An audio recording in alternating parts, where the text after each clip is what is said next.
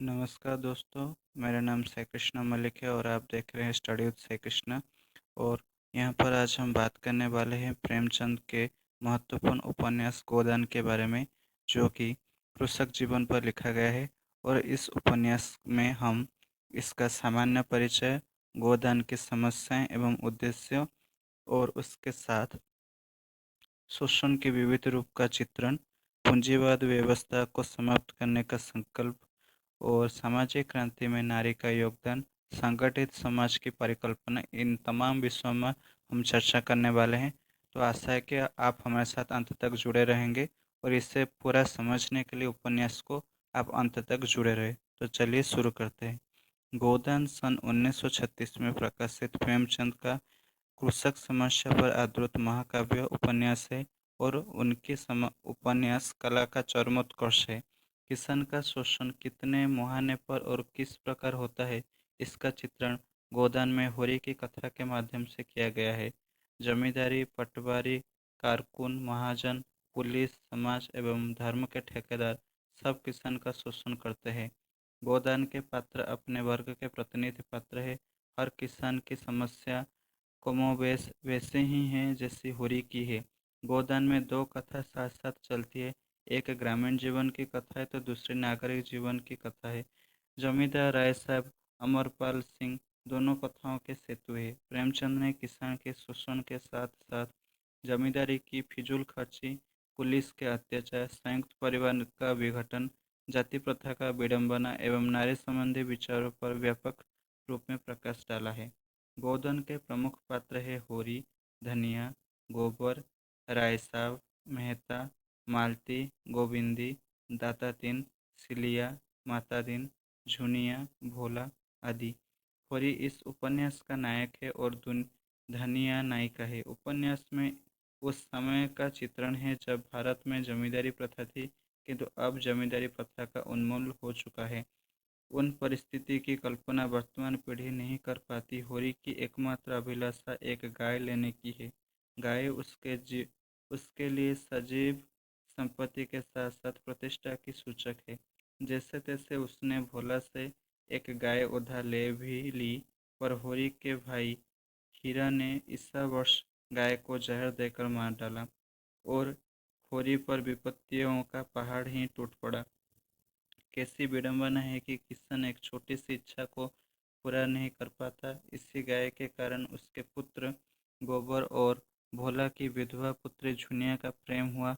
उसे समाज का कोपभाजन बनना पड़ा, पुलिस को रिश्वत देनी पड़ी, कर्ज लेना पड़ा, होरी के परिवार का पालन पोषण करना पड़ा, भोला की खरी खोटी सुननी पड़ी, किसान से मजदूर बनना। होरी अंत में किसी अंत में अपनी परिश्रमशीलता के चलते मरणासन स्थिति में घर लाया गया और धर्म के ठेकेदार उसकी पत्नी धनिया से अपेक्षा करते हैं कि यह होरी का अंतिम समय है।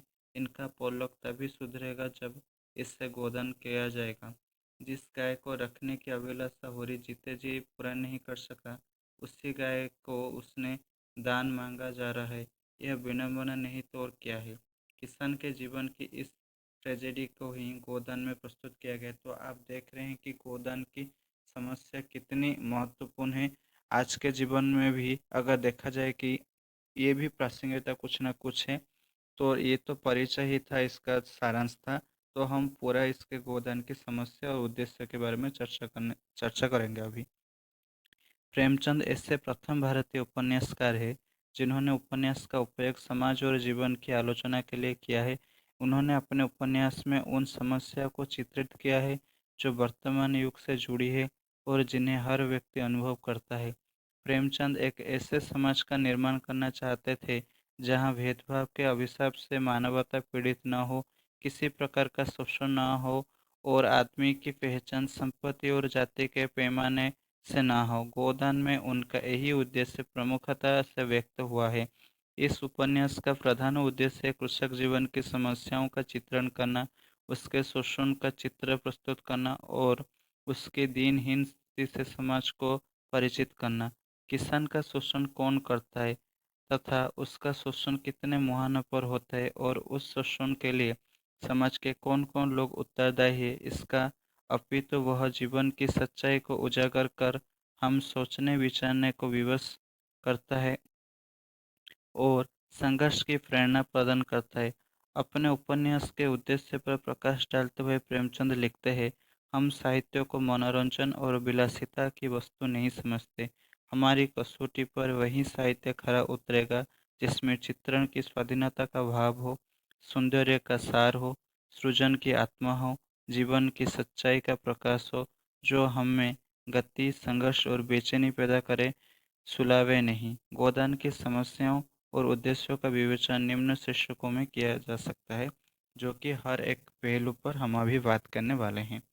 कृषक जीवन की विसंगतियों का चित्रण। गोदान की रचना कृषक जीवन से जुड़ी हुई समस्याओं का चित्रण करने के लिए की गई है। पूरी कृषक वर्ग का प्रतिनिधि पात्र है, उसके जीवन की ट्रेजेडी हर किसान के जीवन को प्रस्तुत करती है। जब भारत में जमींदारी प्रथा थी तो किसान उनके शिकंजे में कसा हुआ था। जमींदारी कारकुन, पटवारी, सूदखोर, महाजन आदि तो उसका शोषण करते ही हैं। इनके अतिरिक्त पुलिस, व्यापारी, चौकीदार, जमींदार के कारकुन, धर्म के ठेकेदार भी किसान का शोषण करते हैं। ये कैसा विरोधाभास है कि जो किसान सारे संसार के लिए अन्न उपजाता है, वही खुद भूखा है। यह भी विडंबना ही है कि अपने शोषकों के बारे में होरी जैसा किसान अच्छी तरह जानता है, फिर भी रूढ़ियों और संस्कारों से बंधा हुआ होने के कारण वह उनके प्रति क्रोधाभिभूत नहीं हो पाता। इस शोषण के लिए वह अपने भाग्य को दोषी मानता है, किंतु गोबर उसकी इस बात से सहमत नहीं है। वह प्रगतिशील चेतना का प्रतीक है और इस बात का को जानता है कि भगवान तो सबको बराबर बनाते हैं। यहाँ जिसके हाथ में लाठी है वह गरीबों को कुचलकर बड़ा आदमी बन जाता है, जो कि आज के समय में भी प्रासंगिकता देखा जाता है। और इसी प्रकार किसानों के इस शोषण का कारण है उनके संस्कार, रूढ़िवादिता और संगठन का अभाव। वे एक दूसरे से ईर्ष्या करते हैं और इसीलिए बैल की तरह जमींदारों के हल में जूते रहते हैं। जमींदार को किसान से लगान वसूल करने का जायज हक है, किंतु वे नाजायज रूप में नजराना लेते हैं, जुर्माना वसूल करते हैं, इजाफा लगाना लेते हैं और किसानों से बेगार कराते हैं। राय साहब अमरपाल सिंह वैसे तो किसानों के शुभेच्छु बनते हैं, किंतु स्वार्थ नहीं छोड़ सकते। उनकी कथनी और करनी में अंतर है, जो कि आज के समाज में अमीर जो वर्ग है, जो उच्च वर्ग है, उसमें भी यही लक्षण दिखा जाता है। राय साहब के साथ मेहता जी की संपूर्ण बहस यह ध्वनित करती है कि बुद्धिजीवी लोग ही राय साहब जैसे रंग सियारों की वास्तविकता से अच्छी तरह से परिचित है। शहर के मेहता और गांव के गोबर जैसे लोग ही इस शोषण के विरुद्ध आवाज उठाकर समाज को इस अभिशाप से मुक्त दिलाते हैं। उसके बाद हम बात करेंगे शोषण के विभिन्न रूप, कैसे कैसे किसान शोषण होता है। किसान का शोषण जमींदार तो करता ही है, किंतु इस शोषण चक्र में और भी कई लोग शामिल हैं। गांव के महाजन और साहूकार भी किसान की मजबूरी का लाभ उठाकर उच्च दर पर ब्याज वसूल करते हैं। साहूकार के सूद की दर 1 आना रुपये से लेकर 2 आना तक है, जो कि 75% वार्षिक से 125% तक जा पहुंचती है। किंतु किसान मजदूर के कर्ज लेने को विवश है, कभी खाद के लिए, कभी बीज के लिए, कभी बैल के लिए, तो कभी लगान चुकाने के लिए, तो कभी सामाजिक दंड की भरपाई के लिए। होरी कहता है, कितना चाहता हूँ कि किसी से एक पैसा कर्ज न लूँ, लेकिन हर तरफ का कष्ट उठाने पर भी गला नहीं छूटता। जमींदारी की कर्मचारी, कारकुन, कारिंदा तथा सरकार के पटवारी आदि भी किसान का शोषण करते हैं। पुलिस के गंडा सिंह जैसे थानेदार की मिलीभगत से गांव के मुखिया भी किसान से मिली रिश्वत के पैसों में अपना हाथ पटाते हैं। समाज और धर्म भी किसान का शोषण करने में पीछे नहीं है। झुनिया को घर में आश्रय देने पर गांव के भाग्य विधाताओं ने 100 रुपये दंड और 30 मन अनाज जुर्माने के रूप में वसूल किया। दातातीन जैसे धर्म के ठेकेदार भी किसान का शोषण करते हैं। मृत्यु के अवसर पर होरी से गोदान की अपेक्षा करने वाले ये तथाकथित धर्म के ठेकेदार समाज के मुंह पर तमाचा मारते हुए से प्रतीत होते हैं। जो व्यक्ति जीवन पर्यंत एक गाय का जुगाड़ अपने लिए नहीं कर सका, उससे मरते समय गोदान के लिए कहना कहाँ का न्याय है। प्रदाता तेन को इससे क्या। इसके बाद हम बात करेंगे पूंजीवादी व्यवस्था को समाप्त करने का संकल्प किस तरह से होता है। जो नई चेतना जो जागृत हुआ है उस समय के नव युवकों में, तो वो कैसा संकल्प वो करते हैं पूंजीवादी को हटाने के लिए।